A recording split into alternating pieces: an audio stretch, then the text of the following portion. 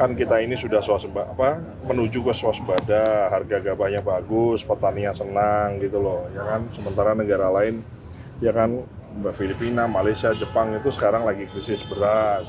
Sementara kita juga mengalami El Nino dan La Nina yang sama, tapi kita sekarang di posisi yang lebih aman, jauh lebih aman dibanding mereka. Itu kan satu hal yang positif yang secara komunikasi harus tersampaikan. Jangan sampai rakyat itu digiring oleh opini-opini yang narasi-narasi yang nggak benar gitu loh.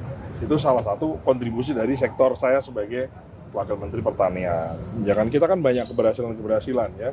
Salah satunya paling kelihatan sekali adalah bagaimana pupuk lancar, itu rakyat happy. Saya bilang saya habis dari Kulon Progo, saya habis dari Bantul, saya habis dari Palembang, saya habis dari Sumatera Utara, saya habis keliling dari beberapa titik, Pak. Rakyat di bawah itu happy gitu loh, bahwa memang adalah ya kritik kita tidak artinya pemerintah tidak anti kritik kan, tapi bahwa narasi kan juga harus dibangun dengan narasi yang baik. Jangan sampai opini orang itu asumsi orang itu kan tidak bisa kita kontrol.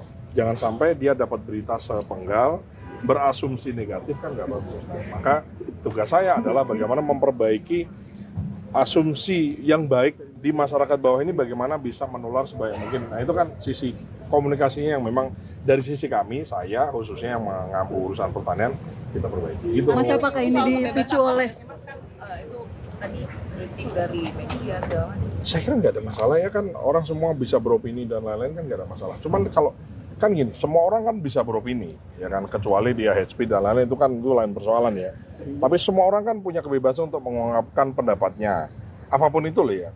Maka pemerintah juga punya hak jawab, punya hak untuk bersuara, menyuarakan yang realita yang kita kerjakan. Ya dong, kita prestasi, kita nggak impor beras, oke dong gitu loh ya kan. Kemudian harga gabahnya tinggi, petaninya panennya bagus karena pupuknya cukup, plus harga pembeliannya lebih tinggi, kan mereka semua happy, kan saya harus sampaikan bahwa itu betul dan nyata. Kalau ada 1-2 di sosial media petani yang belum dapat dibeli dengan harga yang sesuai, laporkan, kita insya Allah Bulog akan hadir, kita akan jemput gabah-gabah di pematang sawah, di jalan-jalan, kita jemput di situ, di sawah, bukan di tengah sawahnya ya, harus dibawa ke pinggir sawah, biaya transportnya ditanggung oleh Bulog. Gitu. Mas, evaluasi itu apakah karena juga banyak pernyataan pejabat publik yang blunder dalam beberapa waktu terakhir ini, Mas? Enggak. Ya ini aja, masalah kita kan banyak ya, ada kalau Anda perhatikan kan dari mulai banyak lah, saya kira program-program yang pro rakyat ya, yang berpihak kepada rakyat ya, misalnya contoh THR untuk ojol. Selama sejarah ini ada ojol selama bertahun-tahun, kan baru ini ada bonus hari raya, diupayakan oleh pemerintah. Walaupun yang memberikan adalah perusahaan, tapi kan ada kehendak dan keinginan dari pemerintah. Dan itu kan perlu diapresiasi dong gitu loh ya kan. Kemudian lagi-lagi kalau di bidang kami pupuk lancar, kemudian irigasi baik, benihnya oke, ya kan, kemudian panennya juga bagus.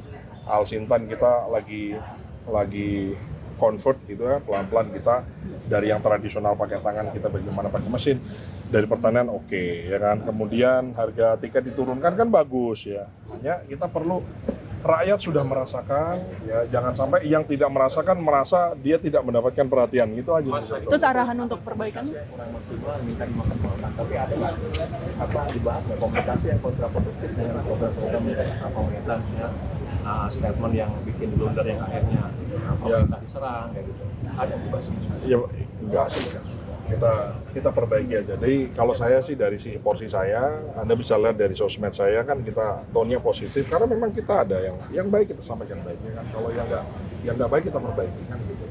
Bernegara kan tidak bisa 100% senang semua, 100% berhasil semua kan enggak. Pasti ada 1-2 pelan-pelan. Namanya pemerintahan Prabowo adalah kelanjutan dari pemerintahan sebelumnya yang sudah dibangun. Kan nggak mungkin negara ini dibangun dalam semalam kan, kita dibangun dari tahun 45 ya kan, ada perang-perangnya, ada konfliknya, ada perang saudaranya, ada pemberontakan dan seterusnya sampai dengan tahap ini. Nah, maka ini kan dalam waktu berapa, 5 bulan ini kan lumayan lah ya, terobosan dari pemerintah sudah banyak ya kan, ada Danantara mengkonsolidasi semua, dengan semua pro dan kontranya kita bisa efisiensi yang sempat secara isu juga agak melenceng, kita perbaiki komunikasinya, akhirnya rakyat juga akhirnya paham gitu loh yang dimaksud dengan efisiensi itu apa dan seterusnya.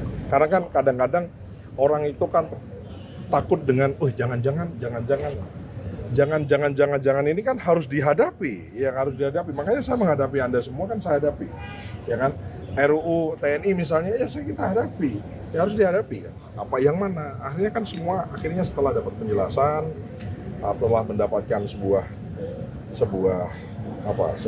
penjelasan yang komplit, saya kira juga orang akhirnya juga paham gitu. Itu aja sih sebenarnya. Jadi kadang lagi rame, lagi hot, orang lagi pengen tahu, dia uber orang, mungkin orangnya ya slip tang atau mungkin barangkali penjelasannya terpotong, potongannya di viralkan seterusnya. Saya kira dengan sosial media kan begitu ya, kadang tidak utuh gitu loh.